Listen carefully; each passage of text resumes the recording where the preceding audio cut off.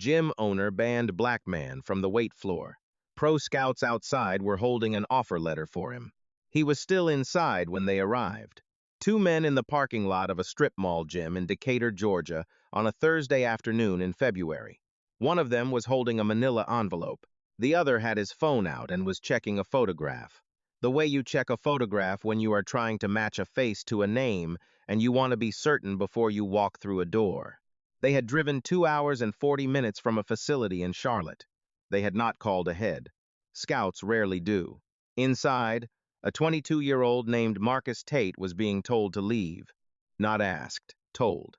The owner of the gym, a man named Dale Hicks, was standing between Marcus and the weight floor, with the specific planted posture of someone who has appointed himself the final word on something and intends to remain that word. He was pointing at the door. His voice was low and flat, and had the quality of a voice that has said a version of this before. Not uncertain, not improvising, but performing a script it has rehearsed enough to deliver without apparent discomfort. He said, "I've had complaints. Members don't feel comfortable." Marcus Tate said, "Which members?" Dale Hicks did not answer the question. He pointed at the door again. Marcus had been a member of Peak Condition Fitness for 7 months. He had signed a 12-month contract. He had paid $342 in advance for the back half of the year. He had not been warned. He had not been issued a notice of violation. He had not, in 7 months of twice-daily training sessions, received a single documented complaint.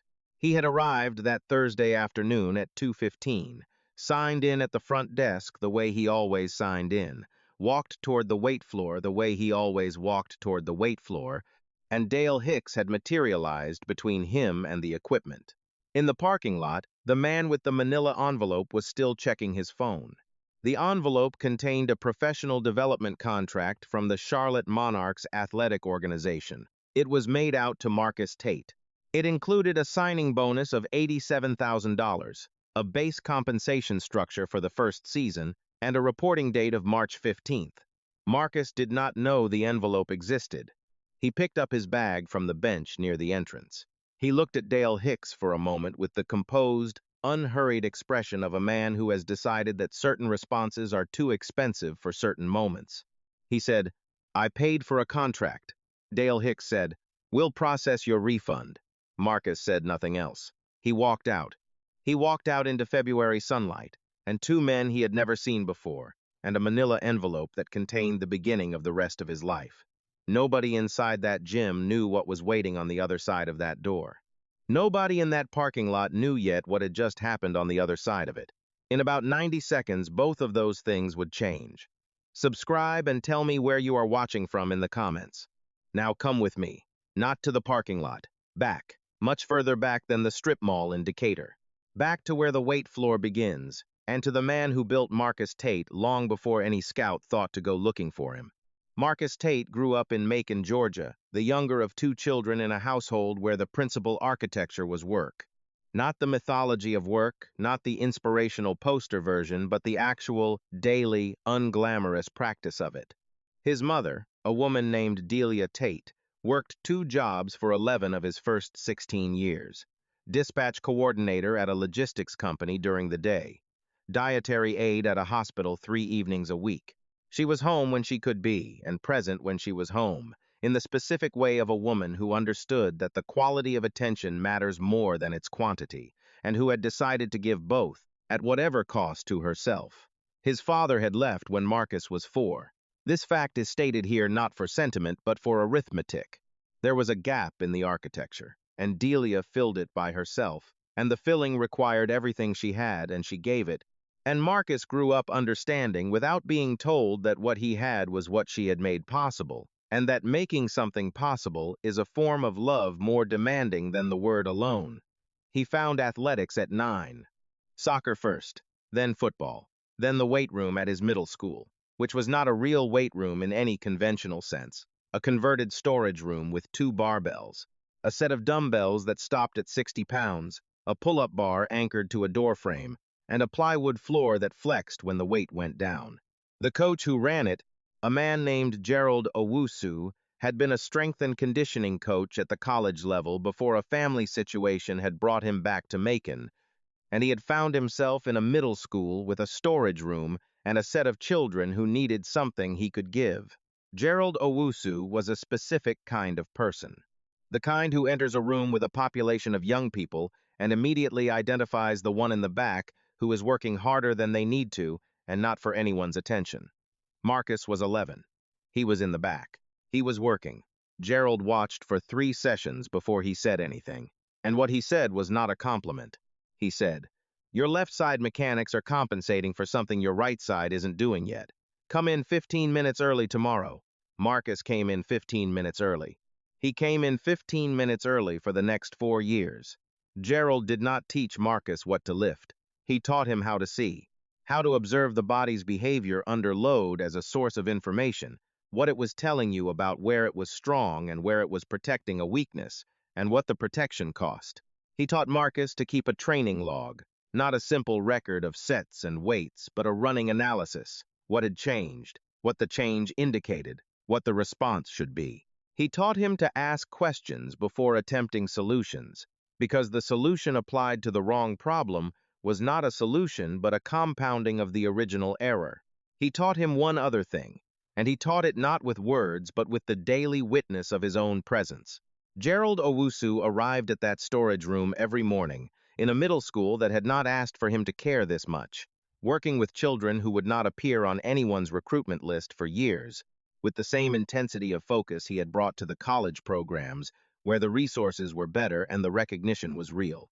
When Marcus asked him once, at 13, why he worked so hard for a converted storage room, Gerald said, "The work doesn't know where it is. It only knows if you're doing it." Marcus wrote that down, in the training log.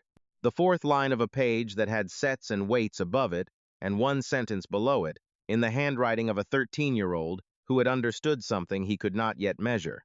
The work doesn't know where it is. He carried that log with him through high school, where the resources improved but the practice did not change. 15 minutes early. The left side mechanics corrected and then monitored the way you monitor something once it has been corrected, because the correction is not permanent until the new pattern is older than the old one. Film study on weekends, not game film, not the conventional film study of plays and formations, but movement film. Athletes at the highest level of his event studied for what the body did and how it did it, and why the body of someone who had been doing this for 20 years moved differently from the body of someone who had been doing it for 10. He had been watching the mechanics of exceptional movement since he was 11 years old. By the time he was 17, he could look at an athlete in motion and identify within 90 seconds what they were doing correctly and what the limiting factor in their development was. Gerald had taught him to see. He had been seeing for 6 years. The accumulation of that seeing was itself a form of competence, separate from his physical ability, that nobody in a high school gymnasium had the framework to evaluate. His high school career was strong, not a household name. Macon was not a pipeline for the kind of attention that turned a high school athlete into a national prospect, but consistently excellent in the specific, unremarkable way of someone who prioritizes becoming better over being seen, which is a choice that produces results on a longer timeline and without the short-term visibility that shorter timelines generate. College programs noticed him late. 3 offers. He took the one at a mid-sized program in North Carolina, not the biggest name, not the most resources, but the coaching staff that asked the most interesting questions when they came to watch him. And Marcus had learned from Gerald that the quality of the questions someone asks is the most reliable indicator of the quality of what they are actually offering. He played 4 years. He improved every year. Not because the program was exceptional, it was good. Not exceptional, but because Marcus Tate brought to every practice the habit of 15 minutes early and the training log and the question that preceded the solution and the understanding that the work didn't know where it was, which meant the work had to be brought with the same quality everywhere, even to a mid-sized program in North Carolina that the national media did not cover. He graduated in May. He came home to Macon with a degree, a suitcase, a training log in its 9th volume, and no professional contract, which was not a surprise and was not a crisis. because he had studied the pathway to professional evaluation carefully enough to know that the pathway for an athlete from a mid-sized program in an uncovered conference was not the draft, but the development route. The regional showcases and the combine invitations and the independent training that preceded them, and he had a plan, and the plan was sound. He moved to the Atlanta metro area in June. He found the cheapest livable apartment in Decatur. He took a job at a shipping facility, second shift, 4 p.m. to midnight, which cleared his mornings for training. He signed a 12-month contract at Peak Condition Fitness on Candler Road, which had the weight floor he needed and the hours that accommodated his schedule and a price he could manage on a shipping facility salary. He signed in at the front desk at 2:15 every Thursday. He trained. The training log was in the 10th volume. He had been at peak condition for 7 months when Dale Hicks stood between him and the weight floor and pointed at the door. Dale Hicks had owned Peak Condition Fitness for 9 years. He had a business. It was not a complicated business. Members paid fees. Equipment was maintained. Staff managed the facility. The business had 214 current members.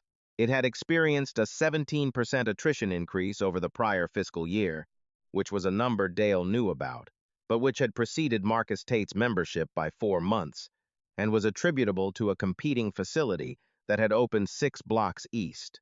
The attrition had nothing to do with Marcus. Nothing in Dale Hicks's membership data pointed at Marcus Tate as a source of any business problem. The complaints he had described to Marcus, the members who didn't feel comfortable, had not been submitted in writing, had not been recorded in the facility's member services log, and could not be produced when they were later requested. They did not exist. In the parking lot, the man with the manila envelope, a scout named Kevin Reese, who had been with the Charlotte Monarchs organization for 11 years, and who had driven 2 hours and 40 minutes because a colleague had caught 30 seconds of Marcus at a regional showcase in November and had sent Kevin a clip with a note that said, "Find him was watching the door when it opened." Marcus came out with his bag over one shoulder, and the expression of a man who is deciding what to do next, not the expression of a man who has been broken by what just happened, which was a distinction Kevin Reese noticed immediately, because noticing distinctions was the professional practice of 11 years. Kevin stepped forward. He said, "Marcus Tate?" Marcus stopped. He looked at the 2 men and the manila envelope. He said, "Yes." Kevin said, "My name is Kevin Reese. I'm with the Charlotte Monarchs. This is my colleague Drew. We drove down this morning to find you." A pause. "We'd like to talk." AMINS. Marcus looked at the gym door, then at the envelope, then at Kevin Reese. He said, "All right." There was a diner, 2 blocks east of the strip mall. They sat at a corner booth. Kevin put the envelope on the table.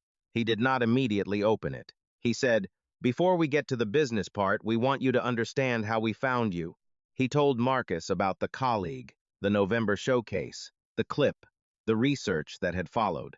6 weeks of watching Marcus on the limited footage that existed, the showcase clip, a game film from his junior college season, 3 minutes of practice footage that a former teammate had posted on a social platform, and that the Monarchs research team had found through the specific patient archaeology that serious scouts perform when they believe they are looking at something that the broader market has not yet priced. Kevin said, "Most organizations work from the combine numbers. We work from the film. The combine numbers tell you what someone did on one day. The film tells you how someone thinks." He looked at Marcus. "You think differently than anyone we've evaluated at your stage of development," Marcus said. "My coach taught me to see before he taught me to perform," Kevin said. "That's exactly what we're looking at." He opened the envelope. They talked for 2 hours. Not negotiation that would come later, through proper channels, with representation involved. This was the conversation before the negotiation. The conversation about what the organization was, how it developed athletes at Marcus's stage, what the first year looked like, what the realistic trajectory was, if the development went the way the Monarchs believed it would, based on the film and the conversation they were now having. Marcus asked questions. Careful, specific questions about the coaching staff's methodology, about the film review process, about how the organization evaluated an athlete's improvement over a development season, about what the exit looked like if the development succeeded and what it looked like if it did not. Kevin Reese, who had done this for 11 years and had been in 42 of these conversations, noted afterward to his colleague Drew that in 42 conversations, he had never had a prospect ask those questions in that order on a first meeting, and that the order revealed something about how Marcus organized information that was at least as significant as the physical data. Marcus signed no document that afternoon. He took the envelope. He said he would have an attorney review it. Kevin Reese said that was exactly the right answer. They shook hands in the diner parking lot. Marcus drove home. He called Delia first, because Delia was first. He told her what had happened, all of it, in the order it had happened, the weight floor, and the pointing, and the parking lot, and the envelope on the diner table, and the 2 hours of conversation. Delia was quiet through most of it, the specific quiet of a woman assembling a full picture before she responds. At the end, she said, "He put you out, and they were in the parking lot." Marcus said, "They were in the parking lot," Delia said, and her voice had something in it that was not quite laughter, and not quite tears, and was both of them at once. "God doesn't always announce what he's doing," Marcus said. "No, ma'am," he called Gerald Owusu next. Gerald picked up on the second ring, the way he had picked up on every call Marcus had made in the 11 years since the storage room. Marcus told him the same story. Gerald listened the same way he always listened, without interrupting, without anticipating, with the full patience of a man for whom the information arriving was the only information that mattered until it was complete. When Marcus finished, Gerald was quiet for a moment. Then he said, "The work found you." Another pause. "It always does, when you do it right." Aye. The attorney Marcus retained was a woman named Phyllis Drummond, a sports and entertainment lawyer based in Atlanta who had been practicing for 23 years and who reviewed the Charlotte offer with the specific, detailed attention of someone who had seen enough of these documents to know where the language was standard and where it was not, and what each deviation meant for the person signing. She found 3 clauses she wanted amended. She called Kevin Reese's office. The amendments were negotiated over 4 days. All 3 were accepted by the organization, which was itself information organizations that accept reasonable amendments, are organizations that want the athlete more than they want the leverage. And Phyllis told Marcus this explicitly so that he understood what the acceptance communicated. The revised contract was signed on a Tuesday afternoon in March. Signing bonus, $87,000. Reporting date, March 15th. Base compensation for the development season, with escalation clauses tied to specific performance milestones that Phyllis had structured so that Marcus's improvement would be recognized financially rather than only contractually. Marcus reported to the Charlotte facility on March 15th. He arrived at 6:45 a.m. His reporting time was 7. He was in the weight room before the conditioning staff arrived. The lead strength and conditioning coach, a woman named Adrienne Cho, walked in at 6:52 and found Marcus in the middle of a movement pattern she did not immediately recognize. She watched for 3 minutes before she said anything. Then she said, "What are you doing?" Marcus said, "Correcting a compensation pattern in my right posterior chain. I've been tracking it for 3 years. I think I've found the root cause." Adrienne looked at him for a moment. Then she said, "Show me the tracking." He showed her the training log, the 10th volume, and the 4 pages of notation he had made in the weeks before reporting about the specific compensation pattern, its history, his hypothesis about its origin, and the intervention he had designed to address it. Adrienne read all 4 pages. She set the log down. She looked at Marcus with the specific expression of a person who has just received information that reorganizes their expectation. She said, "Nobody comes in here with 4 pages on their own mechanics," Marcus said. "My coach taught me to ask questions before attempting solutions." Adrienne said, "What was your coach's name?" Marcus said, "Gerald Owusu." She wrote it down. The development season ran through August. Marcus trained twice daily. He applied the intervention to the right posterior chain compensation and, over 14 weeks, corrected it in the observable way, not the claimed way, the observable way. The way Adrian's measurement protocols confirmed in data that she recorded and that Marcus was given access to because Adrian believed that an athlete who understood their own data was an athlete who could participate in their own development rather than simply receiving it. He participated. His performance metrics at the end of the development season placed him in the 91st percentile among development track athletes across the organization's full evaluation database, which was 11 years of data compiled across 114 athlete development seasons. Kevin Reese sent Marcus a text message the afternoon. The metrics were compiled. It said, "Told you the film was right."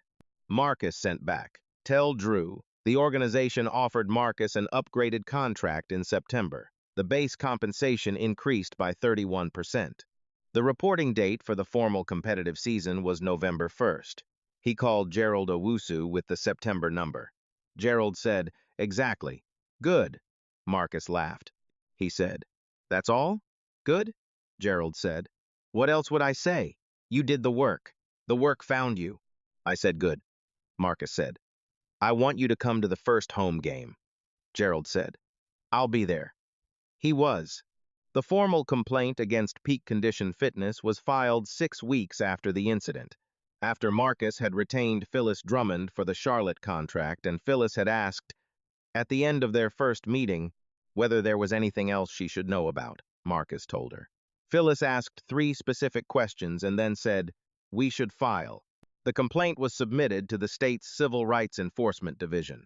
It cited the removal without documented cause, the 12-month membership contract still in force, the absence of any recorded warning or violation notice, and the inability of the facility to produce any evidence of the complaints Dale Hicks had described.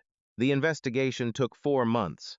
The investigator assigned to the case, a woman named Sandra Fielding, who had handled civil rights complaints for 9 years, requested the member services log, the written complaint register, the incident report file, and the communications records between Dale Hicks and his staff for the 2 weeks prior to the incident. She reviewed them with the same patient, methodical attention that the work required. The written complaint register contained no entry referencing Marcus Tate. The incident report file contained no documentation of the confrontation. The communications records contained, in an email chain from the week prior to the incident, a message from Dale Hicks to his front desk manager that said, "I want him moved out of here. Find me a reason." The reply, from the front desk manager, "I don't have one." Dale Hicks's reply, "I'll handle it myself." The investigation concluded with a finding of discriminatory membership termination.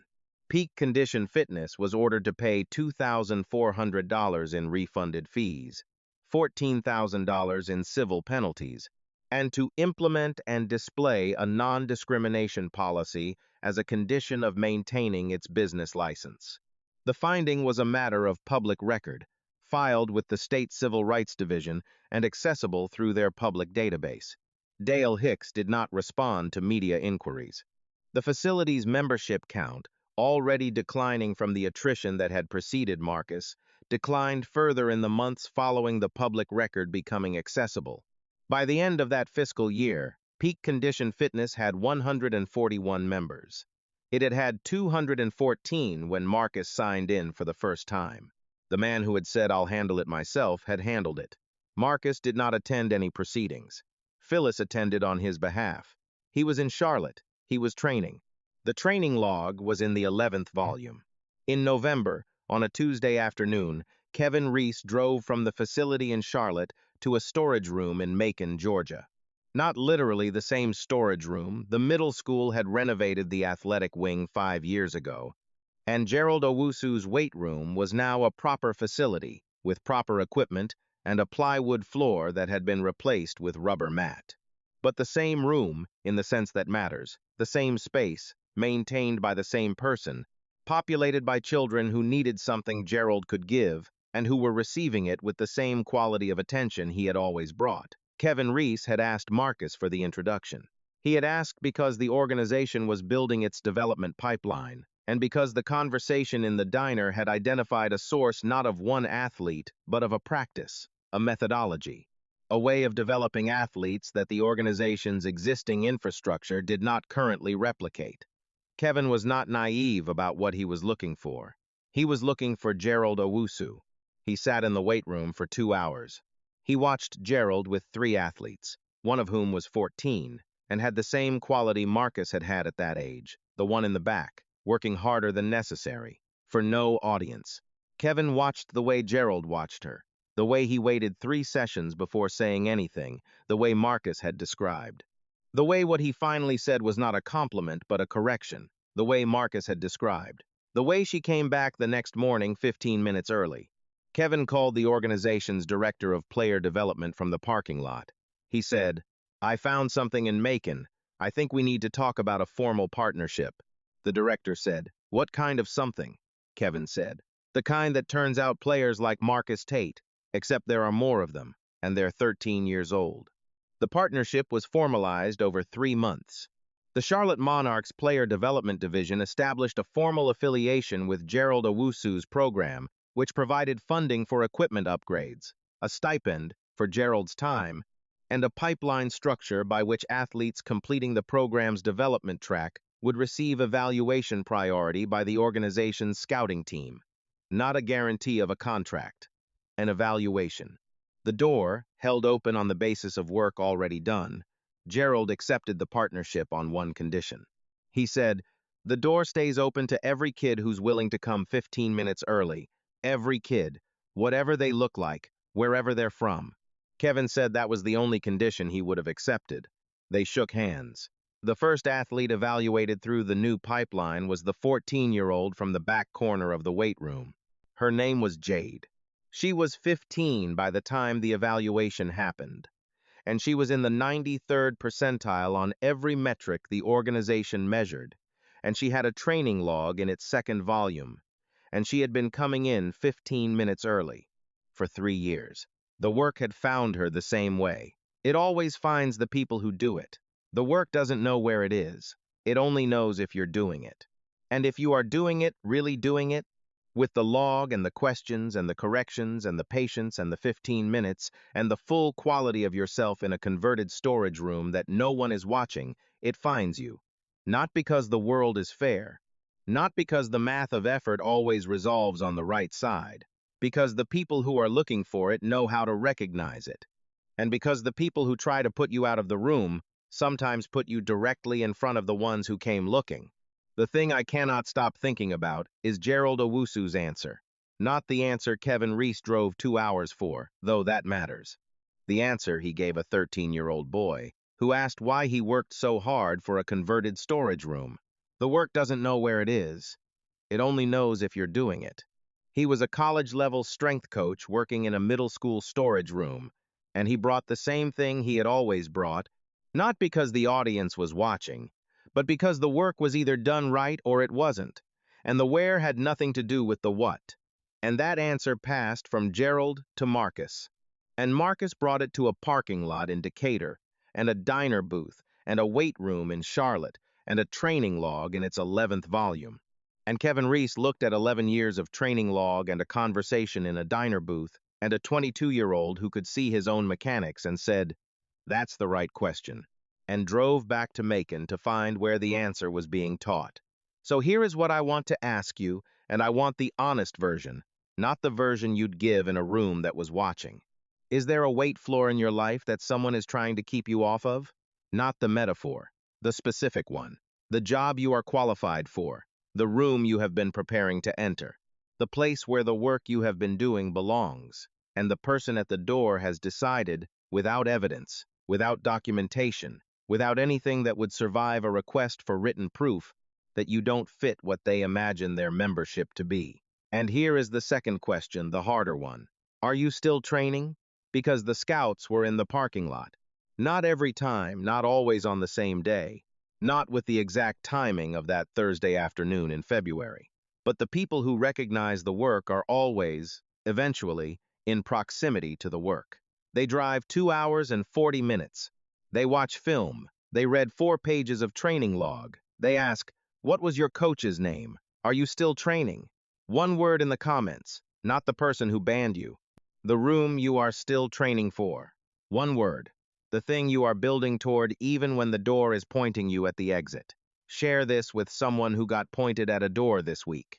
Someone who picked up their bag and walked out with their composure intact, and who needs to know that the parking lot has people in it that the room couldn't see from the inside.